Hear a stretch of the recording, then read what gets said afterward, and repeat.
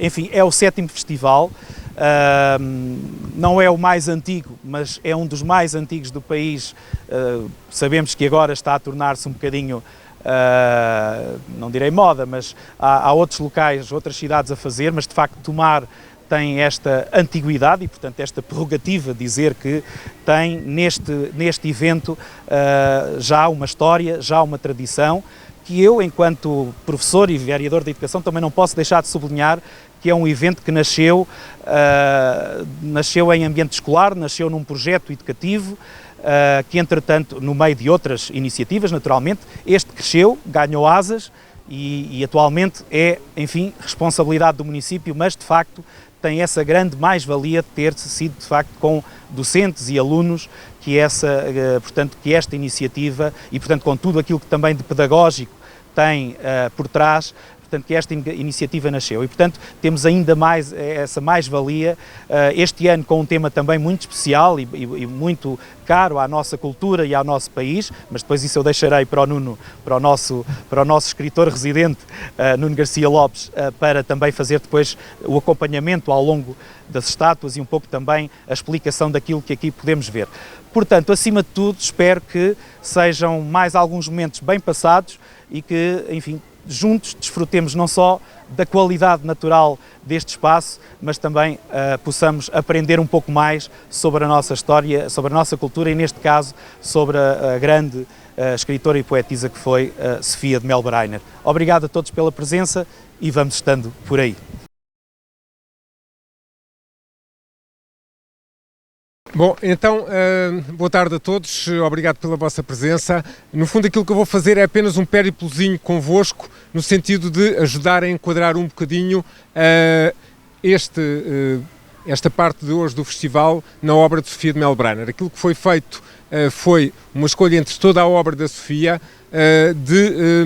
de poemas e de contos, os certos de contos, que de alguma forma se dessem uma boa estátua, ou que de algum modo fossem de facto, enfim, poemas muito relevantes. É o caso, por exemplo, do 25 de Abril, que é um poema muito, muito marcante, e tentámos que de alguma forma eles depois se refletissem plasticamente da melhor maneira.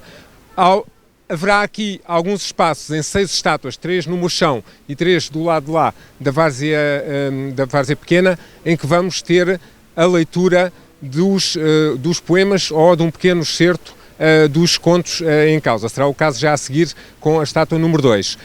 Nos outros, dir-vos-ei apenas umas pequenas palavras. Neste caso temos o Rapaz de Bronze, é um dos contos da Sofia, e esta é a menina que está dentro da jarra. Podem acompanhar os excertos de relativos a todos os quadros nestes mapas, e podem, através desses excertos, perceber também um bocadinho daquilo que está em causa.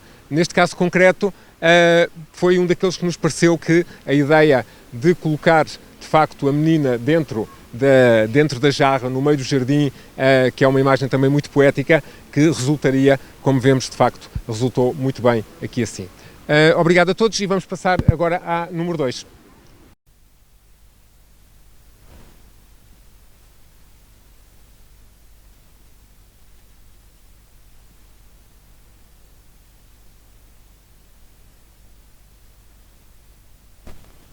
Ao pé do quadro número 2, que representa o conto O Espelho ou o Retrato Vivo, que está incluído num livro chamado A Árvore.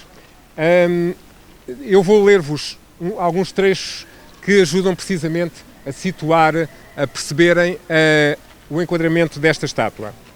O homem, a mulher e a criança viviam os 3 juntos e felizes.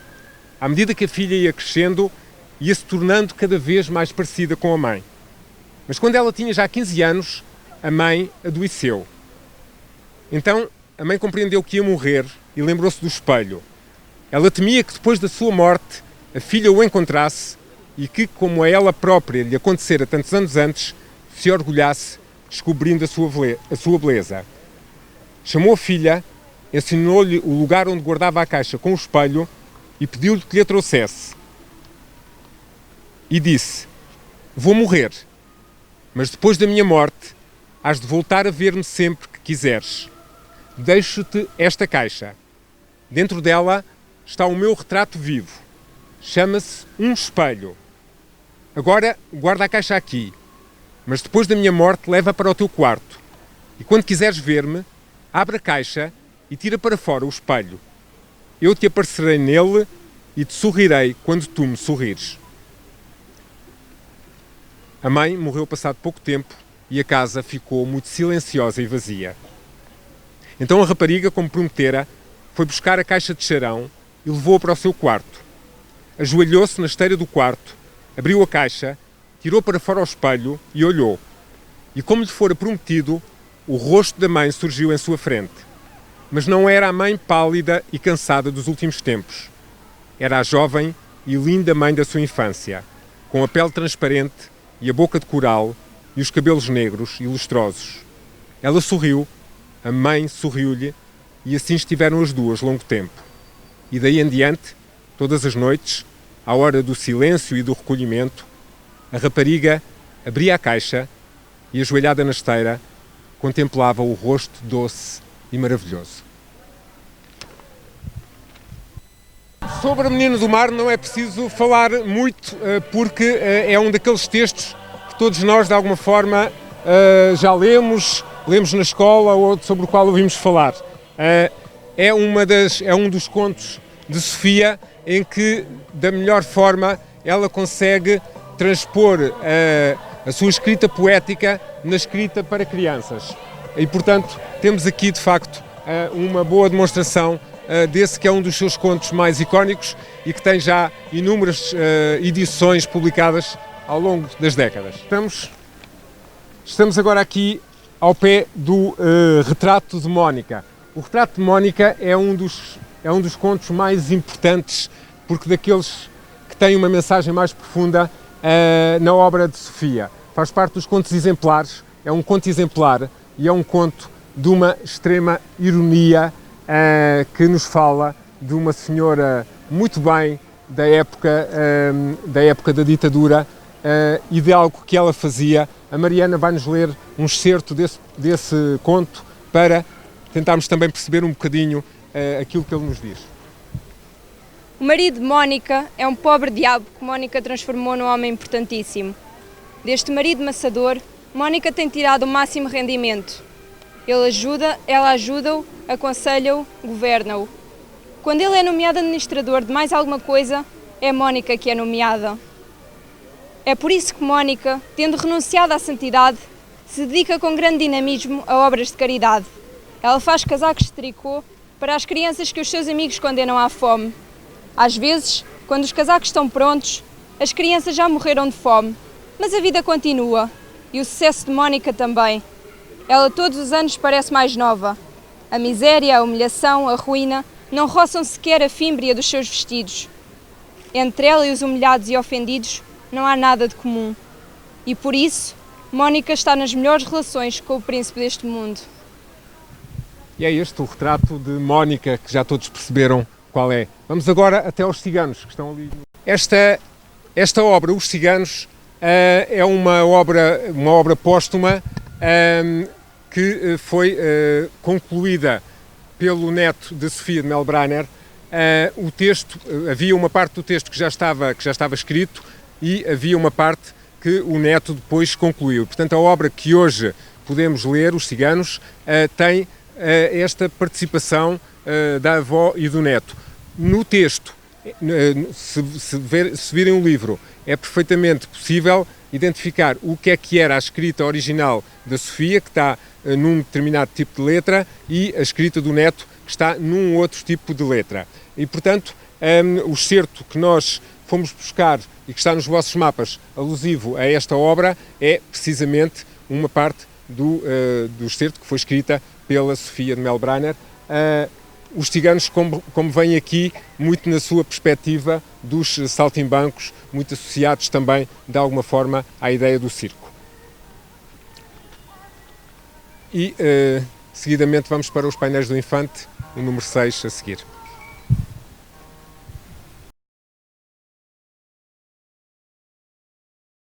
Aqui o poema Os Painéis do Infante. ao fazermos a escolha dos poemas, tentámos que, de alguma forma, eles pudessem também representar um bocadinho da ligação a Tomar. De facto, na obra de Sofia de Melbrenner não há propriamente referências a Tomar, não há nenhum texto específico que tenha a ver diretamente com Tomar, e então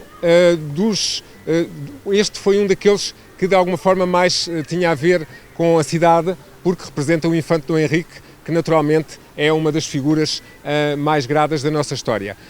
O infante Dom Henrique, representado tal como está nos painéis, nos chamados precisamente painéis do infante, e aqui sem precisar de ter toda aquela parafernália por trás, porque reconhecemos, aliás, se calhar a imagem mais icónica que nós temos do próprio infante Dom Henrique é essa que está nos painéis. O onírico não se dá muito bem com o calor, e hoje está demasiado calor de facto, e ela teve que se arredar um bocadinho para um espaço mais adequado. Quando escolhemos este poema da ninfa, o objetivo foi precisamente tentar perceber um bocadinho como é que os artistas iriam trabalhar uma temática que é uma temática mais onírica, e estamos aqui a falar destes artistas. Claro que vocês não a estão a ver da forma correta, eu vou-vos pedir a todos que depois a seguir, quando dermos o resto da volta, vocês vêm aqui novamente e veem a ninfa no seu estado natural, muito melhor do que está agora com este stress todo. Temos aqui o imaginário romano e o imaginário do Egito antigo. Temos o poema de amor de António e Cleópatra, a união amorosa entre dois dos maiores senhores do mundo dessa época. Esse é um dos poemas em que Sofia também demonstra a sua ligação muito grande ao classicismo, e este poema vai-nos ser lido também pelo Lucas. Pelas tuas mãos medi o mundo, e na balança pura dos teus ombros pesei o ouro do sol e a palidez da lua. Continuando o nosso périplo através das estátuas, em relação a esta, era uma das estátuas em que eu tinha mais curiosidade de ver como resolveria a questão. Chama-se Pompeia, Casa de Menandro, e portanto retrata precisamente, no fundo, digamos que as estátuas em que se transformaram pessoas que estavam vivas e que, com as cinzas do vulcão e a lava, acabaram por se transformar elas próprias em estátuas, e depois foram encontradas assim mais tarde. E portanto esta era de facto daquelas estátuas em que se pedia que se retratassem a si próprios, quase, no fundo. Pompeia, Casa de Menandro é também ela um dos poemas em que a Sofia nos leva pelo mundo clássico greco-romano, que é muito habitual nela. Esta que temos aqui é uma representação pungente de um dos poemas de Sofia que a mim me marcam mais. Chama-se simplesmente Caxias 68, e fala de algo tão prosaico como um homem que é levado para a prisão política, a prisão para onde iam os presos políticos, uma das mais emblemáticas de Portugal, precisamente a prisão de Caxias. Penso que não será preciso mais palavras, porque esta é uma estátua que fala por si. Do século XX, Che Guevara, que foi também ele representado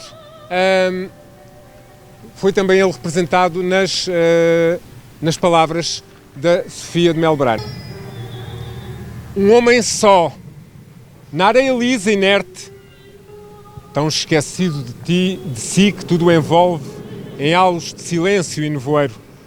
Um homem de olhos fechados, procurando dentro de si memória do seu nome. Um homem na memória caminhando, de silêncio em silêncio derivando, e a onda ora o abandonava, ora o cobria. Com vagos olhos contemplava o dia. Em seus ouvidos, como um longínquo búzio, o mar zunia. líquida e fria, uma mão sobre os seus ombros escorria. Era a onda que ora o abandonava, ora o cobria. Um homem só na areia lisa e inerte, na orla dançada do mar. Nos seus 5 sentidos, devagar, a presença das coisas principia. É outro dos poemas que tem a ver com Tomar. Chama-se São Tiago de Compostela e fala precisamente dos peregrinos de Santiago e daí, naturalmente, essa relação tão próxima que tem com a nossa cidade e que é cada vez mais também ela um local de passagem dos peregrinos, como sempre o foi ao longo do tempo. Portanto, o peregrino de Santiago.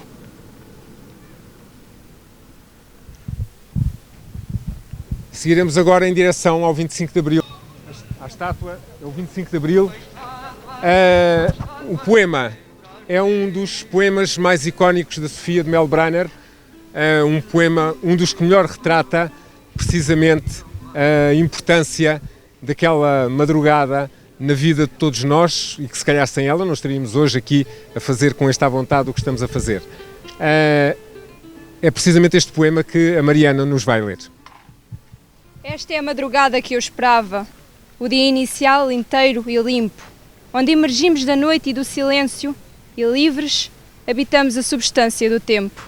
Temos aqui uma curiosa representação de um ser mitológico, o Minotauro, dos seres que mais habitam precisamente o imaginário desde o tempo da Grécia, o nosso imaginário, o imaginário do Ocidente. É também um daqueles poemas que a Sofia retratou relacionados com o classicismo greco-romano, que para ela era algo tão importante. Esta é a última estátua do nosso périplo, chama-se, ninguém diria olhando só para ela, As Pessoas Sensíveis. Já vão perceber porque o Lucas já nos vai ler esse texto. É uma forma de terminar em beleza. É um dos poemas mais importantes de Sofia, porque é um daqueles poemas em que ela aborda precisamente o grande problema da sociedade, a eterna luta entre os que têm o pão e os que não têm, entre os que têm o poder e os que não têm. É um daqueles poemas da resistência que marcaram tão bem a sua escrita. Portanto, com isto e depois do Lucas nos fazer a leitura, terminaremos este périplo. Espero que depois continuem a vossa visita. Não se esqueçam de voltar ali à ninfa, que ela bem merece. As pessoas sensíveis não são capazes de matar galinhas, porém são capazes de comer galinhas. O dinheiro cheira a pobre e cheira a roupa do seu corpo. Aquela roupa que depois da chuva secou sobre o corpo, porque não tinham outra. O dinheiro cheira a pobre e cheira a roupa, que depois do suor não foi lavada, porque não tinham outra. Ganharás o pão com o suor do teu rosto, assim nos foi imposto. E não, com o suor dos outros ganharás o pão. Ó vendedores do templo, ó construtores das grandes estátuas balofas e pesadas, ó cheios de devoção e de proveito. Perdoai-lhes, Senhor, porque eles sabem o que fazem.